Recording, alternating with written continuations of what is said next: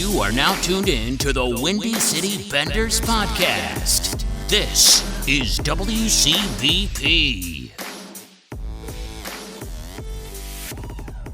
All right, welcome to episode 101 of the Windy City Bender podcast. We have a special guest again today. He's back for the third episode. Meegan, what's up, Big bud? number 3. How's it going, guys? Third time's the charm. Maybe I'll get it right this time. The first episode of the next 100. Yeah, starting off right. Guess that, you know what we'll call that? We'll call this the next of the 100s. Oh, and it fits because I had to – The the next one. It fits for me because I was number 1 in college for 4 weeks because we had to wear old jerseys from the year before, and they gave me the goalie jersey. So I had to wear fucking one, and I'm skating around, and people are just chirping me. They're like, yo, what do you think? You're a fucking stud? And I'm like, Tanner knows I'm not that good. So, like, it made it even worse. How fucking massive was that jersey? Dude, it was probably like that far too wide. Sleeves really short. And it's the only action photos that they have of me in the entire 2 seasons. Of course. And then when I'm wearing this number 1 jersey, not my cool numbers, like fucking number 1. So it's fitting. And as always, we are joined by Tanner. Tanner, what's good, bud?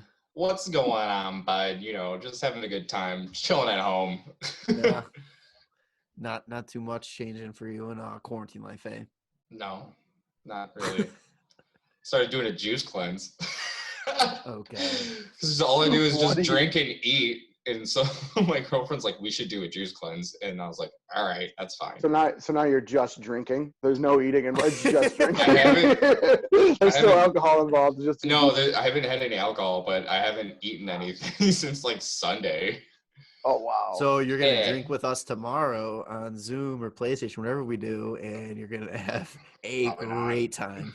No, probably not. It's going to be a terrible time if that happens. But yeah, I'm going to start eating soon because I can literally taste food in my mouth every time I think about it. It's driving me crazy. Oh, my God. How long has it been? 4 days. Oh, wow. That's a lot longer than I thought. Okay. Yeah. Lost like 5 pounds, so that's cool. Shit. Oh, well, gotta get ready for the non-beach life in Chicago. So yeah, I live right on the beach, so we gotta at least attempt to look good for just looking at it. Great planning, by the way. So with not much going on in the world of hockey, we somehow do have a decent amount to talk about. We'll start with a little Hawks talk. Not too much going on there. It did came out today. Scott Powers wrote about it in The Athletic that the Hawks are going to let goalie prospect Alex Gravel, God damn it, and Wouter Peters. They're not going to – what? I just like saying things after you say just to scare you into thinking you said it wrong. It really doesn't take much. Yeah. But they're gonna let them walk. They would have to sign them by June 1st to their entry-level contracts. So they will become unrestricted free agents now. A little surprised with Gravel. I thought he was gonna maybe not be like an NHL caliber player. I thought he would have done pretty well for us in Rockford. Tanner, you were talking about it a little bit. He kind of got screwed. Yeah, I was reading a Scott Powers article or something. But it was something from The Athletic, like not too long ago when they were talking about prospects that they had, and I don't know what I was reading, but I remember seeing something about how Alexis Gravel, he had some decent seasons recently, but then this past season he was just on such a young team that it was not good for him. So that kind of hurt him a little bit. I didn't really hear anything about Peters though. No, the only thing I really saw on him was he had a save percentage around 89 and just really didn't accomplish much with wherever he was playing in his junior. But what I did when I was reading the article about that, there was an interesting stat or a little tidbit that since his first draft in 2010, Bowman has drafted 9 goalies. Only 1 has played in the NHL. And that was Kent Simpson, who he drafted in 2010, and he played 1 game against the Maple Leafs, and I believe got lit up 7-3. Yeah. I watched that game live. That was bad. Didn't we trade him in the Nick Leddy trade as well? I believe we think we traded. Oh, I will get right on this because I'm almost positive that that's the goaltender we traded, and then we ended up getting like Kevin Poulin, and I can't believe it. I can't remember. Let's see. Draft pick rights traded from the Islanders with TJ Brennan. Yeah. So Blackhawks traded Nick Leddy for Ville Polka, Anders Nilsson, and TJ Brennan, along with it's Nick Leddy and Ken Simpson. Mhm. Oh, I was wrong about the goalie or the other goalie coming back, but Draft pick rights. yeah, Anders Nilsson, who's still an NHLer, would have been a nice little bet at this point. So Wow. I'm really on this too. The Islanders originally traded his rights to us for one pick in the 2010 draft. And that pick that they traded him for was Brock Nelson.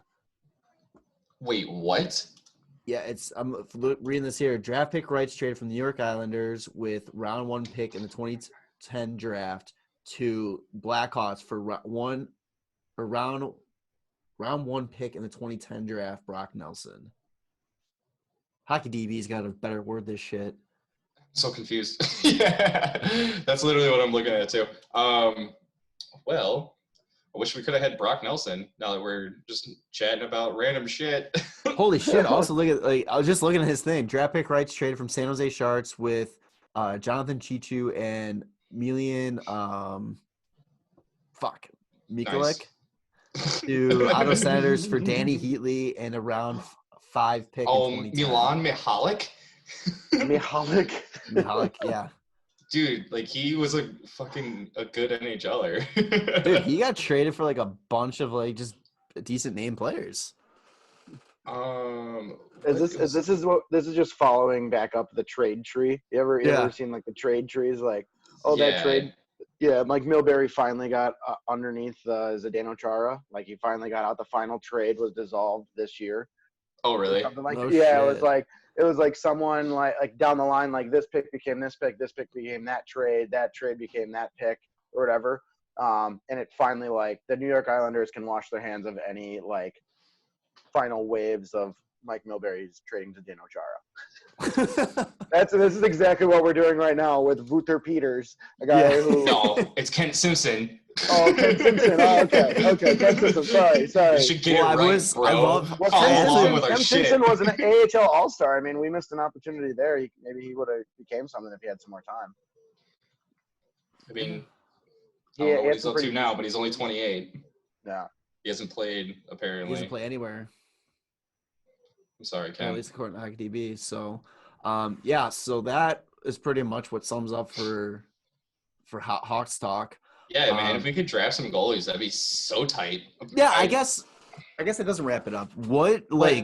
There is a goalie that's supposedly like a top 15, top 20 pick this year in the draft, and a lot of people I've seen, I can't remember what his name is, but a lot of people talking about have it's like some Russian kid. They're like, oh, he's gonna be available right around where like the Hawks are gonna be drafting, like if they were to not move. And there's people that are just like, you never take a goalie in the first round. And I'm just like, but if he's supposed to go in the first round, I'd really hate to miss out on like a franchise goalie if they're like that good. Like, goddamn. Oh, fuck ESPN. I hate how all these websites are like behind paywalls now. Oh, yeah, it's fucking annoying. I'm trying to find this guy, but no, I've seen that one too, and I wouldn't hate it, but it's like it's kind of brings up the question though. It's like you're letting all these goalies walk right now. When I think this organization is in the biggest, what are we doing at goalie? Mm-hmm. Like we don't know what's going on yet. Like, where are we heading after Crawford's gone? Because like luckily Crawford was ready when he turned 26, but like what's the deal after that?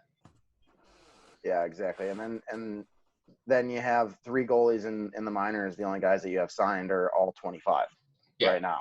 So where are they? Where are they at in 3 to 4 years? What was it? Tompkins, yeah. Yeah. Who are all pretty good AHL goalies. I mean, Delia has done it the hard way. Lakainen is has always been a good prospect. Like, I don't know too much on Tompkins, but all 3 of those guys are serviceable backups maybe in the future. Yeah, you know, like who's your starter? That's one of the hardest things. Askarov. Yaroslav? Askarov is the Russian kid. That's why I sent this in the chat, because there's no way in hell I was attempting to say that. Yeah, no big deal, bro. But yeah, like, I don't know. I wish we had some sort of, I guess it's goaltending and forwards, like prospects. I wish we had we have so many good defensive prospects that could be going up, but I don't know about our forwards or our goaltending.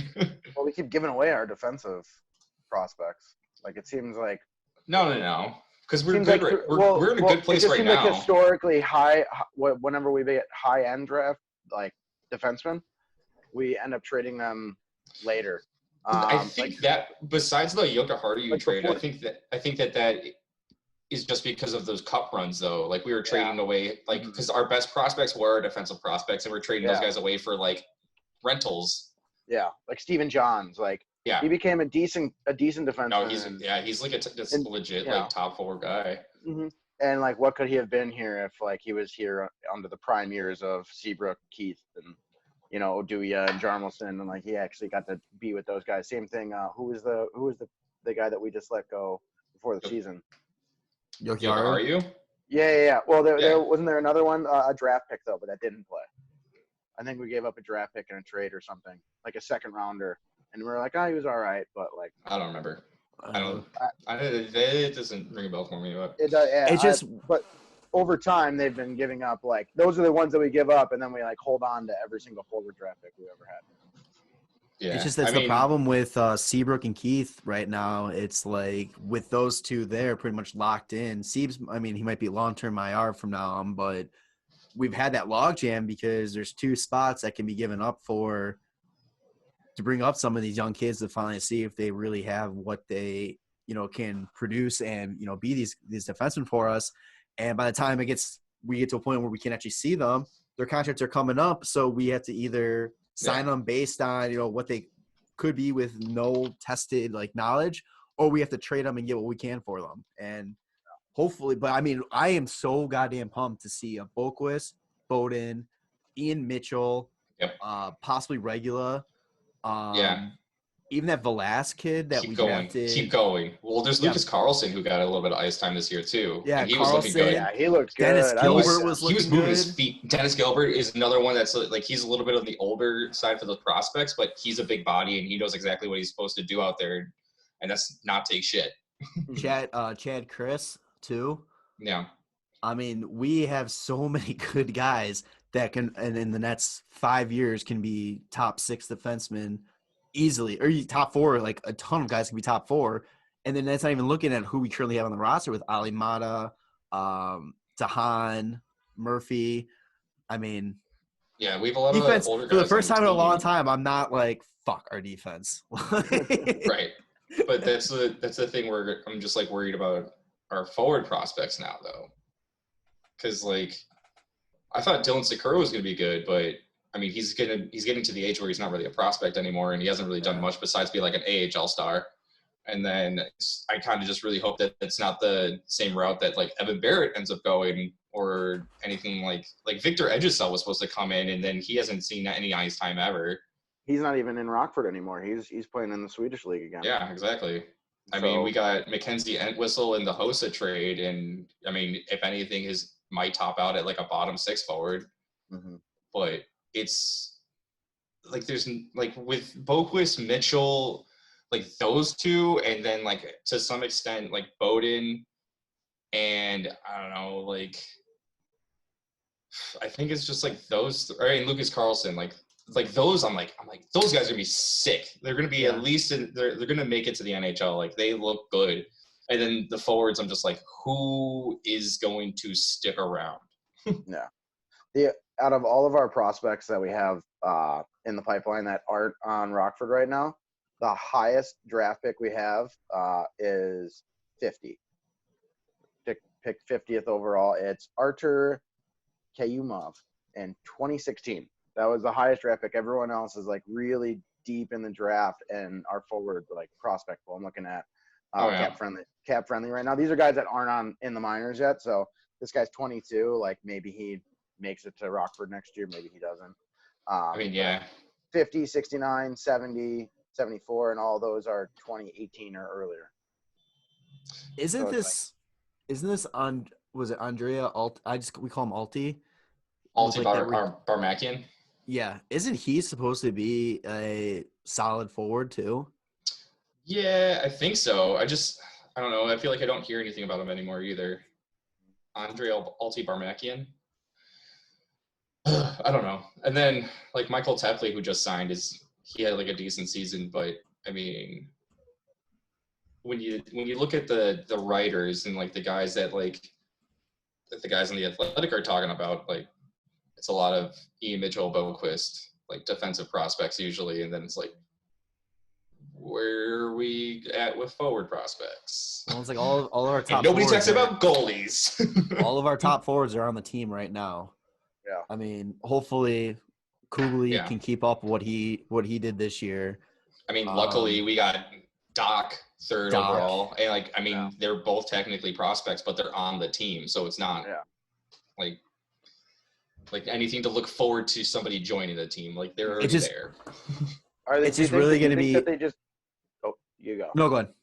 I was going to say, do you think that they're just going to start going like the Kirby Doc route? Like you get these big guys that can skate and that can work in the corners, and you just let Kane and DeBrincat and Strome and your high-powered forwards for the next 5 or 6 years. You just draft these big like moose guys that can play. You know what I mean? And just like you're going to have all these like really finesse, like really good, solid defensemen who can move the puck. All you need is guys who can get the puck from zone to zone and fight in the corners. And then like Kane and all the superstars just do what they do, right? I mean, you still got decent years out of Kane, Taves, DeBrincat, Strome, like all these high-powered forward guys. And then you have, you know, Kirby Doc, who seems to have a pretty good touch. And speaking of Kirby Doc, oh my God, did you see the highlight film of him? No, I haven't. I've seen a couple of them, but it was just like a rookie highlight like tape for him, and sometimes you just watch him stick handle from like through the neutral zone and bring the puck in, and you just watch him and you're like, he's never gonna lose the puck ever. There's one where he's like pulling a move against Florida where he like gets caught up a bit, puts it between his legs, spins around another guy, and then fucking takes it in the offensive zone, and you're just like, oh man. I fucking wish he could have played with Hossa for a year. Yeah. Like the same type of player right there. But no, to answer your kind of question about that, as much as I would love for them to get these bigger guys, like I don't know how much of important that's going to be in the league in a couple of years. You know what I'm saying? Like, yeah. Well, like not necessarily saying like go for bigger guys, but go for guys that are a little bit more. There's a little bit more physicality and two ways to their game. Yeah. Because then you can let DeBrincat and Kane, like Kane, everyone rags on him about his defensive play, but he's actually a really good defensive player. He always back checks hard as shit. Yeah.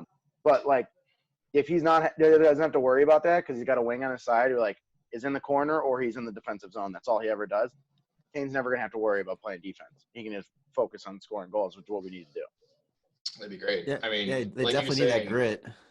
Yeah, if they get these guys that can come in and actually put the body on people instead of us just getting bodied so much, like that'd be nice. But like it's got to be the evolution of the game. Like those guys got to be able to play too. You know? Yeah. I mean, like anyone who's getting drafted now has to have some skill.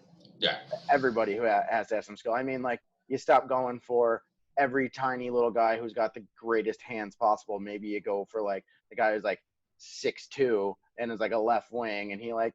And he can just motor, and then he runs that kid over all the time. Yeah. See, that's how like the evolution will happen in the game. Like each time, like it'll slowly change to a certain way, and then there's someone or something else that'll allow like be like better than that.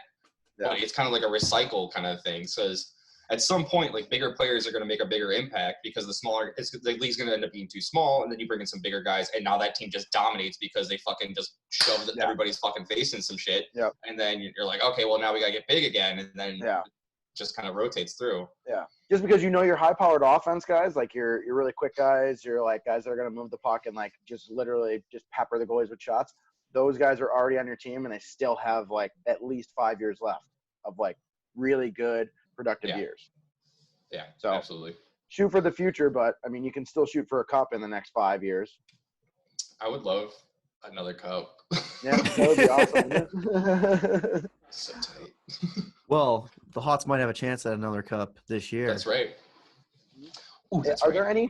Are there like what are the rules with like scratch players and like AHL players? This is what we're talking about now. So basically, as Pierre LeBrun tweeted and posted an article on The Athletic about 4 hours ago, saying that the NHL has submitted their plan for the 2014 playoff, and they are waiting for the approval from the NHLPA if they're going to move forward with it. The NHLPA has scheduled a conference call for 6 p.m. Central Time today. So actually 8 minutes as we're recording this. So fingers crossed they break it while we're recording. We can actually talk about it. That would be awesome. But so basically what's come down to is that it's going to be a 2014 playoff. They're doing the top 12 teams from each conference. Basically the top 4 teams will play each other in a round robin, while the bottom 8 teams in the conference will play in a best-of-5 play-in series. And it'll essentially go 5 versus 12, 6 versus 11, etc. So it goes back to regular conference seeding that we all know and love from, 5 years ago was the last time we did this? Yeah. So basically, the way that looks right now – 5 years? I think it was longer than that. Might have been longer, yeah. For the Western Conference, it would be number 5, Edmonton versus number 12, Chicago. Number 6, Nashville versus number 11, Arizona. 7, Vancouver versus 10, Minnesota. 8, Calgary. 9, Winnipeg. And then 5, Pittsburgh. 12, Montreal. 6, Carolina. 11, New York Rangers, which we were kind of talking about this a little, not sure about that. 7, New York Islanders. 10, Florida. 8, Toronto. 9, Columbus. So what we were not really concerned, what we were kind of confused about was looking at that. If you look at the top 12, New York is ahead of Florida, but Florida has a higher ranking. Not sure how they came up with that. It's by points percentage, I think. That's because the games played. Yeah, there's one. Florida played one less game. Yeah, that makes sense then. It's points percentage. But yeah, I mean, if you're gonna bitch about 1 or 2 games in the standings right now, you still get your chance. So I think one of the things that Pierre was saying in his article that more people have a good complaint about is Pittsburgh being number 5 versus Montreal number 12, with there being a 15-point difference in the standings. 15-point difference in the standings. Well, I'm saying just fucking win, Pittsburgh. That's all you got to do. Back to Noli's words of wisdom last week. Yeah, be better. If you're fucking top 5 in the conference, you're gonna play the last place team to make it in. Be better, man. Yeah. I guess that would be the same as Edmonton versus us, but I think we're closer in points than 15. Yeah. Let's see. I got it pulled up here. Edmonton is at 83. And we have 70. 72. We're 11. But that's another one. Okay, so it's point percentage then. Okay, because I'm saying Dallas has got 82 points and they're a 4 seed. Anyway, that's point percentage there. I like the round robin though. I really like the round robin. But talk about absolute chaos. It's gonna be so much fun. Well, that's the thing that I'm confused about. Is it so the round robin is gonna have some sort of deciding factor in where you play in the actual playoffs? Yeah, because it says that there's a chance for them to be ranked higher if they were in the playoff seeding. It doesn't say for sure, so I don't understand. They're probably gonna do something stupid with the draft lottery. Detroit can only be 1 or 2, so Boston can only be 1 or 2 in the standings. I bet you they do something like that. If Boston were to go 0 for 3 in the round robin, Boston, they would be lower than second. The only team with 100 points goes 0 for 3 in the round robin and gets dropped down to the 4th seed. Let's fucking go. That chaos is what I want. And then you end up playing the Pittsburgh Penguins. Well, here's the thing, though. I'm so curious about it. It's some of these teams, you're in a round robin that technically doesn't do anything because you're already in the playoffs. Do you think that some of these teams even play their best players because like they have a chance of getting hurt? And well, I mean, if you look at it, if you're not reseeding, which I see here, they're looking into just keeping it so that way you could keep people at the site. So the teams would just play at the same sites and then eventually move on. But like, if you're not reseeding, like I would want to be the first spot. I want to play the lowest ranked team, like no doubt. I want to play right. Montreal Canadiens. Like if I'm in the East, I want to play the Montreal Canadiens. That's it. Absolutely. I don't know, like to me, like it's usually like the end of the year where like you already know you're in the playoffs. Like these teams already know they're in the playoffs. I mean, sure you're gonna fight for seeding, but like how hard are you gonna fight for seeding? Because like technically you're in the playoffs and like the games aren't gonna kick you from the playoffs, you know? I mean, there's no home ice advantage. Do you have a chance of like ruining like someone on your team like getting hurt and then you're out in the technical first round, you know?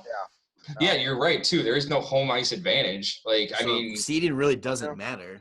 I mean, yeah, I guess you technically get the home ice advantage of just the rink where, you know, you get last change and shit. But I don't know. Like, that's something you'd have to like figure out. And honestly, like, how much does that really come into play? Like, yeah, I can see it. Like, it definitely has its effect. But for this type of situation where everybody neutral site, like, I mean, that really, I don't think it's going to make the biggest difference in the world. I don't know. I think this is like, you just look at the rosters now. Like there is nothing but talent. You just look at talent and what you can do. If I'm any of these teams in the East, I'm like, God damn it, I really want to get first because I want to play my Montreal Canadiens. I just want to like rub their noses in the dirt.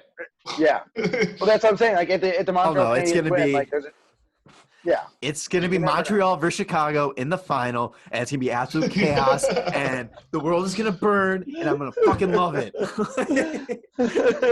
Let's go. And everybody bitches about two teams that should not have been anywhere near the playoffs walk into the final. Give me the COVID Cup, baby. I'm all about it. So Duchesne, I read up. So not everybody is like us that's all for this absolute chaos. Duchesne was talking to Sportsnet's Hockey Central this past Tuesday, and he said, I just think that you got to keep as much integrity as possible. You don't want to have a COVID Cup, and I'm worried that if we come back and force this thing and it's a little gimmicky, or if it's not quite right, whoever wins the cup is going to have people trying to take it away from them for their whole lives, and they don't deserve that. The guys that come back and ultimately win it. So I feel very passionate about this part of things. Doesn't matter. Like, people said the same thing about 2013. Like the Hawks Cup isn't going to matter as much. That it's not a full season, so you're not going to get full credit for it. I don't see any difference with this. You're playing with the situation that you're dealt. You played with more of a season than 2013. Yeah. And an expanded playoffs, really. Yeah. Like you actually got to see what these teams have. You got to see 70 games out of them. Like what is it? Basically. What does it matter? You know what I mean? What does it matter what the playoff is? Like just shut up and play hockey. At this point, like I understand if you're one of the 4 teams that's play a round robin, that doesn't mean anything. Like okay. But like what you're getting to though, sorry to interrupt, but it's just like these teams that are supposed to be in the playoffs are in the playoffs, you know, like they're there. And then there's all the bubble teams that could have made it within those last 12 to 14 games that they have. So it's like, what's the point of not having them included? Like, I understand Montreal's kind of a reach, but that's kind of just to make the format work. Also, Montreal is also in, and Chicago's also in, because we saw another thing that was saying, of course you want to do a 2014 like playoff format because you get the Hawks and you get Montreal, which are huge fan bases, versus like a 20-team playoff format. It's just like, it's expanded to the 24 team. People are saying do 20. Well, if you expand to 24, you have Montreal, Chicago, and New York. I was just going to say the Rangers. Like, three of the biggest hockey markets in the world. Then you get Boston in there. Boston's in there too. So you almost hit every single giant hockey market out there, except for Buffalo. Sorry, Buffalo, be better. It's all original 6, you know. Yeah. See, Duchesne crying about that, like what he's saying. I don't know if it's him crying or him just trying to be realistic. Could it be because his team is in a playing round and not a guaranteed spot? Could it be? You know, Could if he be. was a top 4 team, do you think he'd be having the same concerns? I think if you ask him like, "Hey, you win the cup, like, what do you think?" and then Yeah. if he goes like, "Oh, I wouldn't be happy about it," I'd go, "You're fucking crazy." You're full of shit. Hey, are you kidding me? Your name's on the goddamn Stanley Cup. Like, can Yeah, you complain about anything right You now? literally played an extended playoff series format in which it's more difficult to make it to the final. Yeah. And then, you can't be telling me that wouldn't count for more. Like, you literally are playing a longer playoff format. Like, how many? Like, if you win the play-in and then go on to win the cup, 19 wins in the playoffs, right? Is it 19 you're gonna win? It would be 19 for this one. Best Yeah, of it would 5. be, if you win the playoff round and then you win all the way and win the cup, you won 19 playoff games. I'm pretty sure that I would say, like, yeah, man, they fucking deserve it. It's already the hardest title to win in all of sports. Add 3 more games, up to 5 more games to that. Mm-hmm. Yeah, for what, fucking 12 teams? No, what was it? 16 teams? I can't think anymore. 16 teams. Yeah, 16 teams are participating in the play-in round. Yeah. Yeah, like, I mean, the other teams are going to have 3 extra games too, no matter what. Mm-hmm. But fuck, you kidding me? How is it going to be worth less? You have to win more. Yeah. I think that's it. That is the liner. You have to win more to win the Stanley Cup. Like, if anything, this is the best way to do it. Like, you have more bragging rights if you win this way. Yeah. You kidding me? To the standard way. Because you're telling me that Nashville's not going to go in. Nashville's not going to go into at home. They're not just going to go and smash the Arizona Coyotes with that home crowd advantage and everything. Like, but now it's like you play a neutral site. Like, you just have to be better. Yeah. And you have to win more games. Like, I think it's harder. I think it's more respectful to win the Stanley Cup now than it is to win just a regular format, especially like the new format where they like you're in your division. The divisional, because it kind of takes the wins out of yourself. You can be in the Eastern or Western Conference Finals, and then like you're playing like a shit team that just like barely made it. Well, you know what's absolutely hilarious about this format too is that I don't know if they're not reseeding, and let's say Boston still is in first. The way that their first round matchup could be against Toronto still. Because Toronto plays Columbus and like just going straight into it, like they could just go straight on to fucking Boston. Toronto sees this like, oh yeah, fine, we get past Boston. We have to play them in the first round. All right, well, yeah, technically, here's the first round for you now. Yeah. Here's the first best of 7 round, like. So you had Duchesne talking about how he doesn't think that this would be, a tarnished cup and all that. But then you have players like Mitch Marner who brings up some very good points too. During one of his live streams, he's been doing video game live streams like ridiculous on Twitch and all this. Which are hilarious. He was talking about. He was talking that. He goes, it's all fine and good. He wants to get back on the ice. He wants to get the games going. But what about these players who are at risk or more of a risk to, pick up something like COVID or that? Like he was talking about Matt Stomey, who's a type 1 diabetic. He goes, how terrible would everybody feel if, because they rush to get this going again, Matt Stomey gets sick and God forbid he passes away from it or something like that. So essentially he's saying that he's all for it, but he wants to make sure that everybody knows what's going on and that they have the safety precautions in there. That right there would be more of an argument than what Duchesne is sitting here talking about. Yeah, like the whole safety thing rather than the tarnished championship. Like, if you're going to bring it back, you need to bring it back in such a certain specific, safe way that, I don't know. How many sites are they doing? Was it 6? It hasn't been talked about. They haven't officially come down to that. I think they're waiting to see if this gets approved or not. I believe last thing I read too was they haven't actually discussed safety measures and testing and all that yet. I think they're trying to see if it's even a possibility to keep the season going before they get into the specifics of that. You'd have to imagine that they have the best medical staffs at Right. NHL, Yeah. MLB, NFL, all these like they already know what the procedure is going to be tested first. And I think that if you're going to have these players come back in a circumstance like this, like much like a player, if he doesn't want to come back for any other reason, can just like opt out of not playing and you just don't get paid. I'm sorry, you can just not come. Like Yeah. if it really does come down to a health thing, like save your health for another year, you're going to make that paycheck back. You know what I mean? Yeah. Like Max Domi's not going to struggle for the next 3 months because he didn't play in the playoffs. Like there was another article on The Athletic that was talking about how they are looking into, because the contracts technically end, which we found out on June 30th. So they're like, they'd have to have an agreement with the NHLPA about like letting the contract slide so that they actually can finish the season. But it's like, that's kind of funny. What if they're like, nah, you have teams that you have like St. Louis with Pietrangelo, who doesn't have a deal, and I don't think they'll be able to afford him, and we can't trade anybody because it's past the trade deadline. So it's like, well, looks like you're without your top defenseman, and now Taylor Hall's not in Arizona. Taylor Hall wants to get paid, and they only got $2 million to work with. Yeah. Well, you're gonna have to be working with like 2 different salary caps, like overlapping. You know what I mean? Because then you're also going to be drafting all these players and probably signing them like these high round guys right away. And there's those guys. None of those guys are going to be making it into a team that's going to be going to the playoffs. I mean, you never know. There's no way that they I can. mean, what if you're a Blackhawks season. and you end up getting one of the top 5, right? If that's what they want to do with the draft, and we just get Lafreniere right at the start, or we can get them in like 3rd round or something. That'd be sick.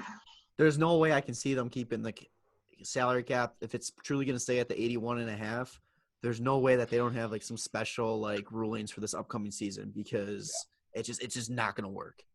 Yeah, you don't have enough time. There's not enough time to do all of that negotiating and talking. Like we're wasting valuable money time if you think about it. Like every team that's like at the bottom of this playoff format, they're like, if we get knocked out, we got to figure this out. Like Blackhawks got to do it.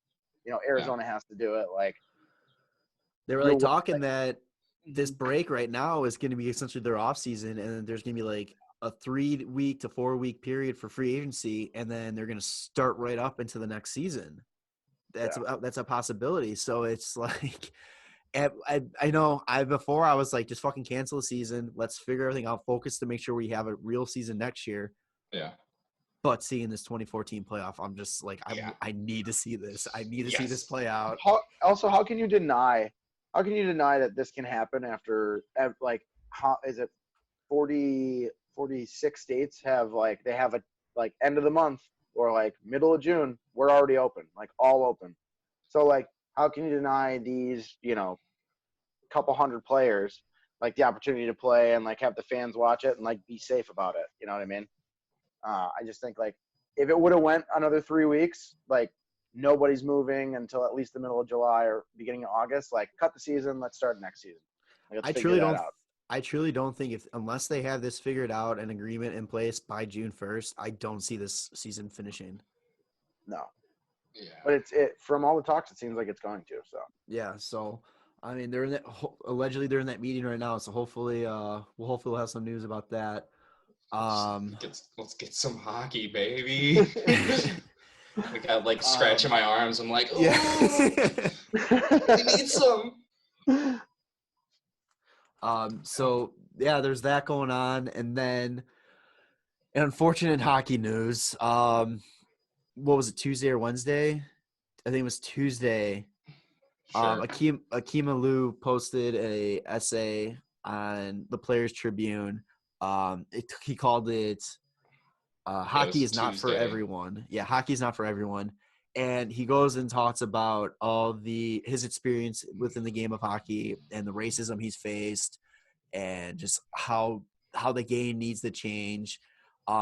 First, he made it very clear this wasn't in order to drag the game through mud. He loves this game. He knows that it can be great. It can do great things, but he has a firsthand experience that shit needs to change. Yeah, and it's not just like an NHL level. It's at like a youth level and like all throughout, like juniors and in the show. And it's pretty fucking eye-opening if you I've not been in a hockey locker room, but if you've been in a hockey locker room, I'm pretty sure you can think of a few people that you probably heard or seen done the same shit that like happened to him. And it's fucking just the worst. It's so stupid that it's fucking something that's just like so normalized for like younger teams. It was so hard to read that article, and it blows my mind. I mean, it's 2020, it's not the fucking 60s anymore and all this kind of stuff. This kind of shit should not be going on. People should be able to play the games they want. They should be able – hockey – and I don't know if this is just the ignorance of me because obviously, I am a white male. I am the demographic that, just goes against everything with it. But it's like what this game gave me, throughout my life and everything it's taught me. And it's like I don't think that I'm half the person I would have been without the game of hockey. I've learned so much through that. I've had so many good experiences with it. And you kind of, like you kind of said, kind of, being around, I've definitely been around it. I've played on teams where I've never played with a minority player, but I've been around guys, stupid, they think they're funny, that, kind of thing. And it kind of could have put a blind eye over it because, okay, it's the locker room thing, what's in the locker room stays in the locker room, all that kind of stuff. But you don't really think about these players that it truly does affect. I don't know if you guys ever played with anybody or played against anybody that, in that's the kind of situation. Yeah, we played with some like black kids before. We had some on our hockey team, and like the shit that we heard, like would hear about that other teams would say to them would like drive our team fucking insane. And like we want to murder people. Like I remember one of our players, I'm not gonna like name names, like Kevin might remember this too though. But he like got called a racial slur on the ice, and he was fuming so intensely that he was like holding back tears of how angry he was in the locker room and on the bench. And our coach had to like hold him off the ice because he was gonna go fucking kill that kid. And like the shittiest thing is like the kid says something like that, and his coach hears it, and he doesn't do a fucking thing about it. And then his whole team hears it, they don't do a fucking thing about it. So they all just know it's okay to say, and you're just like, you gotta be fucking kidding me. There's no way you can just let somebody do that.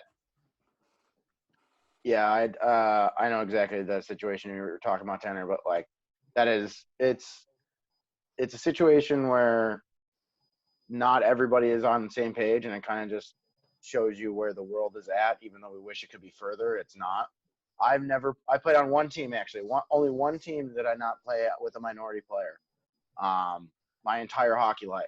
Like I grew up in a very diverse town, so Tanner, like we all grew up around, African American, Latino, like Native American, like everyone, Chinese, Filipino. Our really good buddy is Filipino, and he's a mix of everything. And we played hockey with him, But some of the things that you hear, you're like not surprised.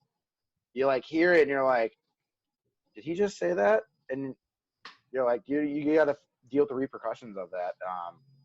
It's not something you want to see ever. I can tell you from working in hockey on the other side, on the fan side, that it's not being pushed forward, that we should be open in small towns in America still.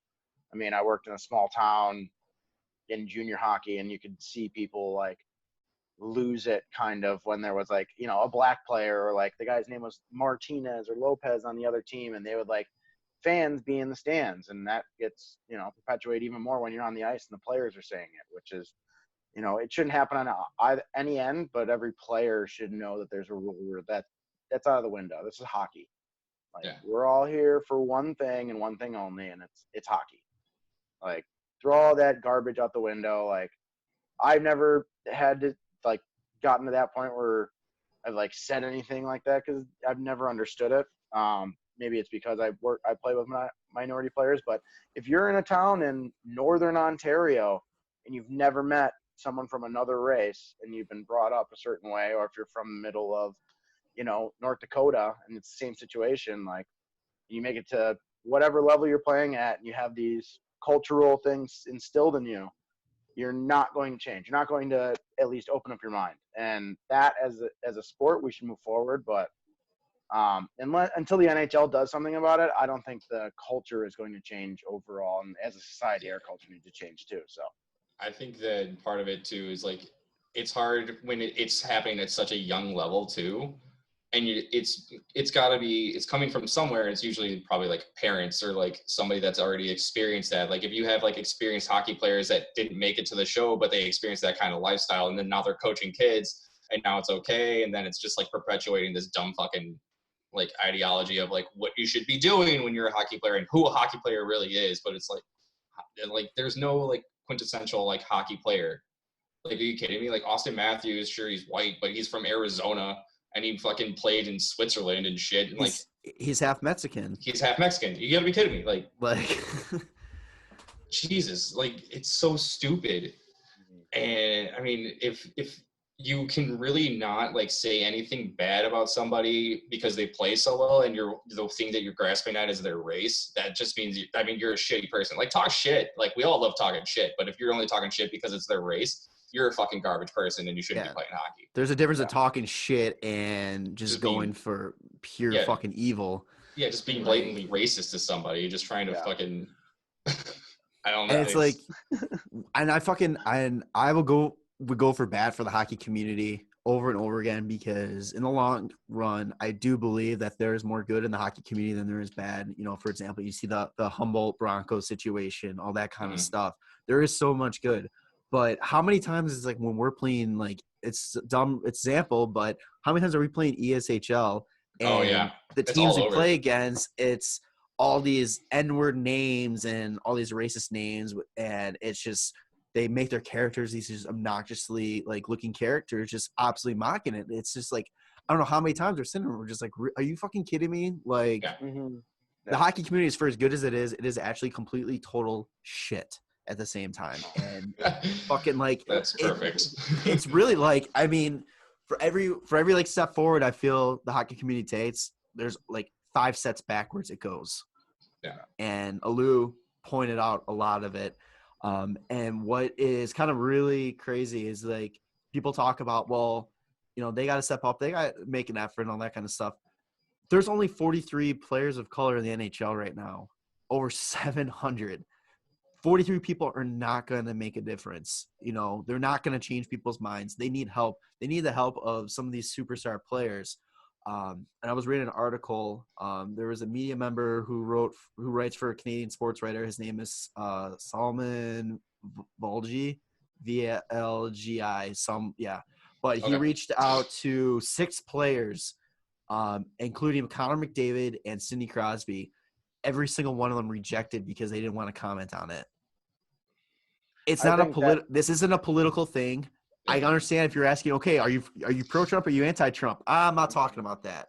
But this is about human beings. You know what I mean? Yeah. I understand, but like that's one of those things where just because they didn't say anything like to that one guy, you're assuming that they are having the worst opinion. You know? No, I'm not. No, that's not what I'm saying. I'm saying that's what a lot of people have done. Though, too. But I'm saying I think hearing McDavid come out in support of Aliu, Crosby come out in support of him, would go a long fucking way than some of these 3rd, 4th line AHL guy. Yeah, like, I mean, if you have one of these superstars that these kids idolize come out and say that, hey, this is fucking terrible, you know, hockey needs to be better and all that kind of stuff, I think that's a huge step forward for this. It's not the saving grace. It's not gonna be like, oh, McDavid 7, boom, racism gone. But it's like it's the step in the right direction, I think. I think the biggest problem is that the reason why a lot of those guys don't step out and, you know, we don't guess what their beliefs are. We just kind of would hope for the best for them. Yeah. Like that they believe the right thing, but it's it's like the Jordan had the same situation in 1992 when, if you go watch The Last Dance, is that they said he didn't take a stance on like that North Carolina governor. And it's like, well, he made hundreds of millions of dollars, and if he pissed off half of the country, he's only making $50 million. The problem is that in hockey, like, the number is so much smaller, and you're going to take a much bigger hit from the fans that think the way that opposed to what you're actually standing up against, which is unfortunate, but it says a lot about the culture as a whole, from players to coaches to owners to fans to people that just even associate with hockey. Like, in general, like that play the game. A lot of those people, maybe they don't even play hockey. They just are part of the culture and they're playing that video game and they're doing it there because you can design your own player and it perpetuates. All of that just needs to stop. But it's when one of these players just goes, hey, my stance on this is more important than $sign attached to my name, and maybe CCM or Easton or whoever or Bauer or whatever drops me. I don't care. What I said is right because this needs to be said. No one's done that yet, and until someone does that, it won't change. But it comes down to $signs, I think. I don't think it's anything against like them as people. I think that I would just assume that they're all good people, but I think in the end of the day, it comes down to my endorsements know that half my fans or 10% of my fans or 20% of my fans kind of think this way and like they have this opinion and it's wrong, but they still buy stuff. So that gets in the way of everything, I think. Definitely too. I can totally see that too, because I mean, I'll say this on here. After I read this, because it just like, it felt like a punch in the stomach and I felt terrible for it. I reached out to him and I sent him a message and I just said, I read it, sorry, what you went through is terrible and all that. If you ever want to come on the show, kind of talk about it. I know you're probably getting a million of these requests. Feel free to do it. And then I sent it and then I kind of sat there and I was like, well, if he comes on, not saying we're huge, but is that going to alienate potential, some of our listeners and all that kind of stuff? And no, but I'm just saying though, I mean, I get exactly what you're saying. And that's the point is like, you can pull the bullet, or you can pull the trigger and do that. And maybe you lose like 2 people, right? Like, but if a millionaire does that, they lose. Exactly. I'm saying right now, if you're the type of person that goes around a fucking anything related to hockey or in life, really, but like, since we're talking about the hockey community, if you're the ones that are perpetuating this kind of shit, fuck you. You're a fucking garbage person, and I don't give a shit about it. Like, what you fucking think. Like, that's fucking terrible. Like, grow the fuck up. And maybe people have done stupid things. You see, like, baseball players and stuff like that when they're, like, 16 or 17, say something dumb that they thought was cool. Like, what was it, Kopech on the White Sox? They had him, like, some stupid tweet when he was, like, 17. He's like, guys, like, I had never even met an African-American person in my entire life before that. Like, I just didn't know. Yeah. And then he came out and said it, and like, not every person who's ever done anything bad, because we've all done, a little bit of this, like, how he talks about the hazing and stuff like that. And if you refuse, like, hockey culture pushes you away, and that's pretty much in any sport. But don't take what I said as me, like, trying to take, like, those people's opinions into consideration. No, if you are like that, I don't fucking want you to listen to this show because you know what? It's all about the game, and you know what? Respect who fucking plays, no matter color, like ethnicity, sexual orientation, all that. If you can't just appreciate the fact that you guys all love the same game, fuck you. Honestly, but the reason I brought that up, I love this shit. Fuck that's what I'm saying. And like the reason why I said like that, because I'm like, if I have that second thought about sending a message about that when we essentially are nobodies, it makes sense what Meegan was saying with like Crosby, McDavid, and all that kind of stuff. Have to really consider that. That's all I was saying by that. Oh I wasn't like. No, but it's so funny because like when I'm like, I didn't actually read the whole article because I didn't have the Athletic, or this is Players Tribune, so I didn't read the whole article. But I've been skimming over and looking over some of his like big quotes and like some of the things. It's like kind of some of the things that Danny Carcillo was saying, like, and some of those guys like in the BCHL and like the Western Hockey League, like they're like, dude, they haze the shit out of you. Like it's not just about racism, which is what he's getting at from his perspective, but it's also that like, hey, maybe you shouldn't have, guys like get naked and get stuffed in the bathroom. Rookies. Like, yeah, exactly. Like rookie stuff. Like we did jocks and socks, and I paid the punishment for that. I actually got suspended from high school because we did something similar, but it was more like, hey, do you guys want to do this? Like, there were guys who didn't do it. Those are guys who didn't do it, and we're still friends with them. But there's guys who did it, and they're like, everyone had to go through that. It was more like a lighthearted thing, though. It's not like we were going to fucking punch their fucking teeth in if they didn't do it, Like, we were going to beat the shit out of people. Like, it was – I was like, all right, you don't have to do it. I don't give a fuck. Has Downey come out and said anything about this? I mean, I haven't seen anything or heard anything about it, but I think he's keeping quiet. I haven't heard anything. I haven't seen any tweets about it or nothing. So I think he's keeping quiet and just saying like he can say whatever he wants. I know the man I am. I guarantee that when he makes a statement, that's going to be what it is. I mean, or it's going to be like, I'm so sorry.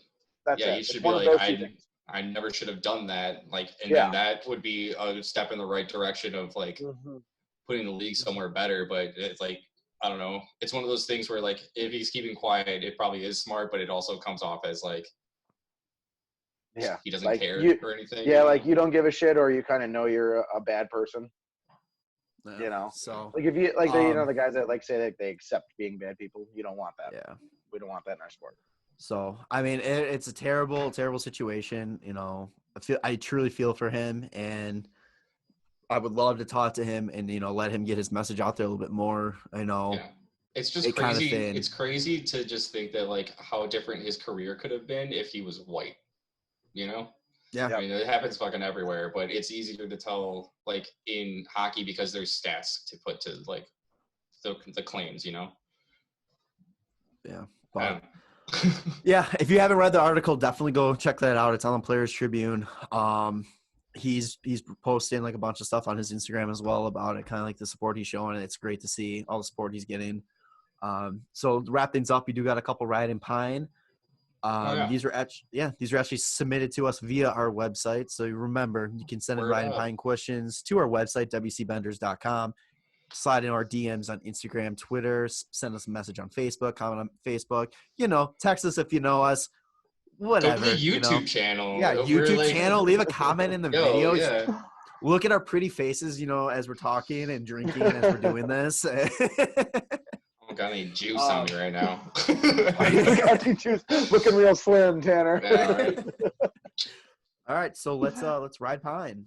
You're riding the Pine pony, pal. So the first one here is, if you could change the outcome of one game in hockey history, what game would that be? And I have a feeling we might all have the same one in mind. Oh, one game? Yeah, 2014. LA versus Chicago, Game 7. Yep, that's Western Conference Game 7. I'm choosing Game 7. Damn. I'm choosing as a selfish fan. I'm choosing Game 7. That's my. Or if it's a non-Blackhawks one, I kind of really want to go 1999. It's only like Game 6, isn't it? Like Dallas versus Buffalo, the Stanley Cup Finals. I think it would have went Game 7. Oh yeah, and get the Dominator one. It's a little controversial though. I mean, game, so I wouldn't do that. You want to take that away from friend of the show at Belfort? No, that's why I don't think. I mean, it goes to Game 7. Anything can happen. Yeah. I don't know. Like Pittsburgh made me mad, so maybe fucking get rid of their Game 7 win against Detroit. Yeah. Well, no, because if you do either one of those, we don't get Hossa. Oh, that's true. Yeah, if you think about it that way, if Hossa wins the first one or he wins the second one, he stays with that team. That's it. Like, that is done. Yeah. Cut and dry. What year was it that Boston knocked out Toronto after being down 4-1? 2013. Oh, then never mind. Take that one away. I was going to say, who would have been nice for Toronto to hold on, the Phil get his cup in Toronto, but then no. Fuck that. Never mind. Any other Game 7s? I'm trying to think of like older games, like games. Man. I would change either a Stanley Cup final game for Washington Capitals or the Philadelphia Flyers in the late 90s when they both played Detroit and both got swept. Like, give them a win. I don't know. Yeah. I will go the selfish series. I will go the selfish route too. I will change the last Winter Classic at Notre Dame just because I was there, so it would have been nice to actually see the Hawks win. Yeah. It was against Boston too, right? Yeah. So all right, so here's the second one. You guys talked about your favorite high school hockey memory. Do you have any favorite memories from youth hockey? Oh my God, I don't know. Maybe like my first like legit glove save ever. I fucking windmilled a kid when I was like 6, and like it was like there was a silence, and then an eruption from the fucking parents because they're like, did he just fucking do that? Holy shit, he just did that. And I was like, oh, this is what it feels like to make a good save. I fucking love this shit. Like, hell yeah. And then that was a confidence boost. Yeah, that was legit confidence boost.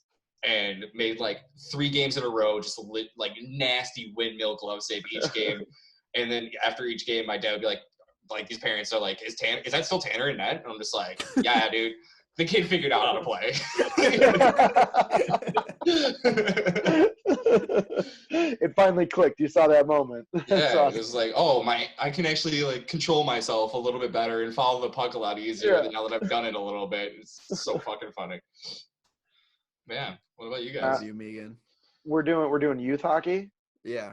I think like one of my favorite moments is so I played inline a lot too. So I played ice and inline pretty much my whole life, like rotating off. And we were playing Tinley Park, like some travel team. They played in an old roller rink. Oh, nice. They put up hockey boards. I know exactly what you're talking about. Yeah. It's got the lights, and like the ceiling is like, if I'm an adult standing there, I could touch it. Like I can, now I can go like this. Yeah. And we played, since we played with the puck, we played outdoor. You know, we played like tournaments. Like I made Junior Olympics and nationals and stuff like that on certain teams. And we play with the puck, but those guys play with a ball because they played on a roller rink court with cement walls everywhere. So the ball would just bounce around. So we played 2 games with a puck, and we just absolutely destroyed them. And in the very first game, we played them. They go, well, we're going to play with a ball, like an inline ball. I'm like, okay, sure. Like, we're here all day. And I'm standing back. Is it filled with water? Yeah, well, no, it was like those really hard ones, not the squishy ones, the really hard ones, like the pro ones. Like remember, like NHL the Breakout. water-filled balls. Oh my god. Yeah. Oh no. And like remember NHL Breakout, like those really hard, like street balls. We were using that, so it flew, this fucking thing flew, right? So I'm standing on defense in this in Tinley Park's like roller rink, and I'm standing on defense. And the very first game, the ball comes right back to me on the faceoff, and I take a slap shot, and I miss it. I whiff it. It goes over the rafters all the way into the net, and the goalie's standing there looking straight at the puck, and then no one knows where it is, and then you just see it go over his shoulder. We're like, the very first play, we just beat these guys like 11-0 and like 14-0 in 2 games with a puck, and then we play them with this, and the very first play they get scored on. And that was my favorite moment of all time. Like, that was my favorite moment in hockey. I was like, I cannot believe. Did it count? It counted, yeah. It didn't hit anything? It didn't hit anything. It went right through the lights. It's just like, I'm standing like 20 feet back from the face-off. Like, we're playing like 3-on-3 or 4-on-4, and like it's some exhibition tournament before we went and then qualified and beat Tinley Park to go to the Junior Olympics that year. So it was kind of like, we're going to stomp these guys next week anyways, or 2 weeks from now. So this is going to be fun. And the very first thing happens, and I like look around, and I'm like, well, we're going to score a lot this game. And we just absolutely stopped scoring at like 15 goals. We ended up beating them like 32-4 or something like that. Like Jesus. It was like so bad, yeah. And they played 2 games. Did you sell hard? Did you sell hard? I like looked around, and I was like, yeah? Like, do I celebrate? I'm like 11 years old. Like, I don't know what to do with my hands here, guys. Oh my God, that's awesome. So there was like 1 year we won state, we won Silver Six, and we took second in Nihil, so we just missed out on the Triple Crown. But then 1 year, my favorite memory, I will always remember this, was it was Mite Hockey. I played for Joliet, and they would have they would call them TV games, where they would put them on public access TV and all that kind of stuff. You get and you get players of the game get interviewed and all that. What? So the night before that game, we had a team sleepover for one of the kids' birthday, and we watched the movie The Replacements. And you know, have you seen The Replacements?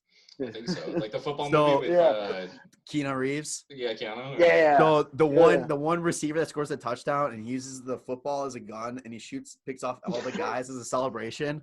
We go, hey, so if we score, because the team we're playing, we didn't score against all season. So we're like, if we score a goal, we go around center ice, we toss our glove up, and we do like a bomb. So as soon as it hits, we all fall. Like, yeah, that's awesome. We end up scoring 10 goals. So 10 bomb celebrations. 10 bombs? 10 and not just like as it happened. And we go to center ice. We skate all the way to center ice, line up around that center ice circle, do it, and drop it. The team pulled their left the game with like 5 minutes left. The coach, I remember hearing the coach, this is fucking bullshit, and gets up and we're leaving. And they left. And the best thing is I still have the VHS. I got to find a way to get it converted because I got not to brag or anything. Got 2 goals that game, player of the game, not a big deal or anything. You got 2 goals in a 10-game game. 2 goals in a 10-goal game. You're and you got like those fucking third liners in the 80s that were fucking. Did you have? I scored 40 goals a season. Did you have 8 assists or something like that? Like, I'm pretty sure someone else might have had more than 2 points. Nice little Sanganye game. But I remember sitting there and they're like, so the celebration, huh? And I'm just sitting in the interview and I'm just like, they give you a soda for being player of the game. I'm sitting there like, it was fun, and I drink it, and like that's all I said the entire interview. We end up getting brought to you by Coca-Cola Classic. Yeah, label out, baby. No, we're mites. So we're like what's that, like 8 years old? Yeah, around that. Yeah, 7. Yeah, 7, 8. Yeah, we got suspended from playoffs because of that. But no. Did your coach not say, like, don't do that anymore? Our coach was laughing. And he was like, so as the team's leaving, I remember him going, we probably should have told you guys to stop that. So I'm like, that's like hands on my favorite. It was my first hockey, like my first season playing hockey, like competitive hockey too. So I'm like, this is amazing. And I thought, this is how it's going to be the rest of my career. This is awesome. I'm going to be a stud. I'm going to the show. That's fucking amazing. So yeah, that is probably one of my all-time favorite moments. And I love the fact that I have it on VHS still. That's great. Oh man! There's like I don't know why this reminded me of this, but there's like a moment I'm not even on the ice, and it's just from being younger. But I always used to talk a fucking lot of shit as a goalie, and I would just say like really weird and fucking fucked up shit, but not like. So we were talking about like racist. It's not like racist or anything. It was just like, oh, I'm gonna fucking destroy you guys, like shit like that. Tanner's a goalie. He's a weird guy to start off with. I don't know what game or when it happened, but my mom always tells me about this. At one point, she was at one of my games, and she was by the benches, like in the stands, and she heard players on the other team just go, "Did you hear what that goalie just said?" And my mom always goes, she always asks me, she's like, what did you say that day? And I go, I have no fucking idea. Like she asked me after the game, like what I said, and I go, I don't even know. She's like, what do you say? I go, nothing you want to hear. like that's it. Like it's a lot of shit talk. And like you were always you were so tenacious in that. I remember watching the highlight video, and you remember like where you stuffed that dude in the face with your blocker. Like you caught the puck, and like you're standing up, and like and then this guy like skates by, and you see Tanner just go boom, it's like knocks this guy out, like, and it's like in the corner of the video. You don't even see it, and you see this guy's like legs fly out from underneath him. How did you hit him? We were winning. Well, it would happen a lot too, because like I would go behind the net and like stop the puck for like Kevin as a defenseman. He would skate around, and the guy following him, I would just put a shoulder into him because he wouldn't be trying to hit me. I just drop guys behind the net, and they like just fucking skate away. I'm just like, hey, legit, what's up? I'm skating away going, man, I'm so fast. And I like the guy's fucking behind the net on his ass. I'm like, oh yeah, I'm that good. Hey, he blew a tire. That's why I tell the refs every time, hey, he blew a tire. Don't worry about it. He blew a tire. Oh shit. Oh, that's good stuff. Yeah. All right. So I think that about wraps up episode 101. Bam, bam. So, yeah, hopefully we'll know more about this absolute chaos of a 2014 playoff soon. Any updates? No, I just checked. Nothing yet. And when did they say they were going to announce it? Like, what have the rumors been? They didn't say when. They just said it's that tonight and tomorrow that they're going to be doing it. Okay. So basically, they are going to either say they approve it, they don't approve it, or they're going to ask for time so each member can talk to their team, which I assume is going to be the answer. But yeah, so we'll see.